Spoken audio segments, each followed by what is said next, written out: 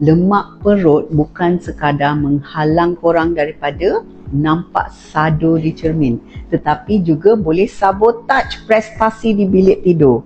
Yes, betul. Bila lemak banyak sangat kat perut, ia hasilkan hormon pelik-pelik yang boleh turunkan testosteron, iaitu hormon macho yang buat korang rasa power.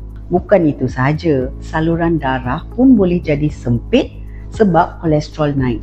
Darah susah nak sampai ke tempat yang sepatutnya. Jadi, kalau korang rasa signal dah semakin lemah, mungkin sebab bateri korang dah tertutup oleh lemak. Nak elak jadi abang lemau, kurangkan perut buncit, bersenam, makan sihat dan jaga berat badan. Kalau nak pertolongan doktor, jumpalah dengan doktor yang berpatutan. Ingat, perut kecil, prestasi besar. Fikir-fikirkanlah.